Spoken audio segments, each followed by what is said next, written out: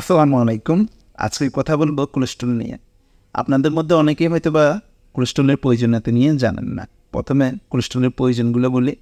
আমাদের শরীরে দরকারি গুরুত্বপূর্ণ স্টেরয়েড হরমোন যেমন টেস্টোস্টেরন, এস্ট্রোজেন এগুলো তৈরি হয় কোলেস্ট্রল থেকে। কোলেস্ট্রল ভিটামিন ডি তৈরিতে সহায়তা করে। আমরা জানি ভিটামিন ডি আমাদের দাঁত এবং হাড়ের স্বাস্থ্য ভালো রাখে। কোলেস্ট্রল থেকে বায়োসল্ট তৈরি হয়। এই বায়োসল্ট চর্বি জাতীয় খাবারগুলো হজমে সাহায্য করে।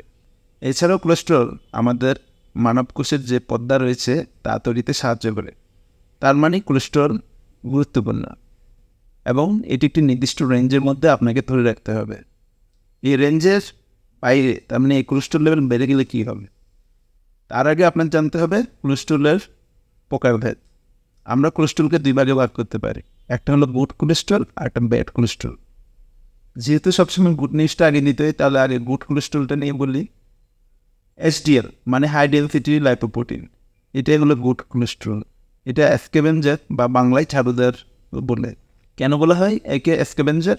এটি আপনার রক্ত থেকে খারাপ কোলেস্ট্রলগুলোকে অপসারণ করে ফেলে। অপরদিকে যদি খারাপ কোলেস্ট্রলগুলো বলি তা হলো এলডিএল মানে লো ডেনসিটি লাইপোপ্রোটিন আর ট্রাইগ্লিসারাইড। এই খারাপ কোলেস্ট্রল বাড়লে কী হবে? এই খারাপ কোলেস্ট্রল বাড়লে এই কোলেস্ট্রলগুলো আপনার রক্তনালীতে একটা চর্বির প্লাক তৈরি করবে। এই প্লাকগুলো ধীরে ধীরে বড় হতে থাকবে এবং আস্তে আস্তে আপনার রক্তনালীটা ব্লক করে দিবে। আর মনে করেন যদি আপনার হাতে পায়ে রক্তনালী ব্লক হয়ে যায়, তাহলে হাতে পায়ের আঙুলের মাথায় আপনার রক্ত চলাচল করবে না, আপনার মাংসে ব্যথা হবে, আঙুলের মাথায় কালো হবে, ঘা হবে, পচনা হতে পারে। আর যদি আপনার হার্টের রক্তনালী ব্লক হয়, তাহলে তো আপনার হার্ট অ্যাটাক হবে। সিমিলারলি যদি আপনার ব্রেনের রক্তনালী ব্লক হয়, তাহলে আপনার যা হবে তা হলো ব্রেন স্ট্রোক। আর অপরদিকে ট্রাইগ্লিসারাইড কিন্তু নন অ্যালকোহলিক ফ্যাটি লিভার ডিজিজের অন্যতম একটি কারণ। আর ফ্যাটি লিভার ডিজিজ নিয়ে তো কিছু বলার নাই, আপনারা অনেকেই জানেন ফ্যাটি লিভার কী।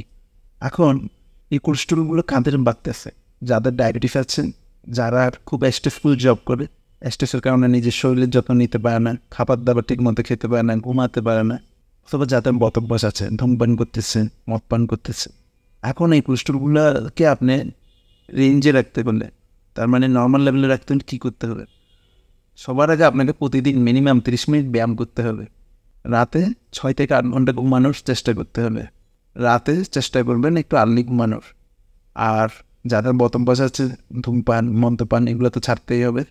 এর বাইরে আপনারা যারা ফাস্টফুড খাচ্ছেন, সফট ড্রিঙ্কস, কোল্ড ড্রিঙ্কস, এগুলো না খাওয়াই ভালো। এইসব নিয়মকানুন মেনে যদি আপনার কোলেস্ট্রল না কমে, তাহলে আপনি ডাক্তারের পরামর্শ নিতে হবে। ডাক্তারের পরামর্শ অনুযায়ী আপনাকে ডাক্তারের ওষুধ সেবন করতে হবে।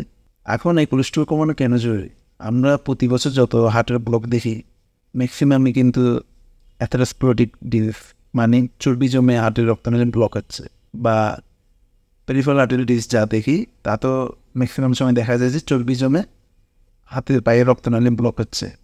কাজেই আপনার কোলেস্ট্রল লেভেলটা নির্দিষ্ট রেঞ্জে থাকা জরুরি। আর পরিশেষে বলতে চাই, যাদের বয়স 30-এর উপরে তারা অবশ্যই ফাস্টিং লিপিড প্রোফাইল টেস্ট করে নেবেন। এই টেস্টের মাধ্যমে আপনি বুঝতে পারবেন আপনার কোলেস্ট্রল লেভেল কম না বেশি। ধন্যবাদ সবাইকে।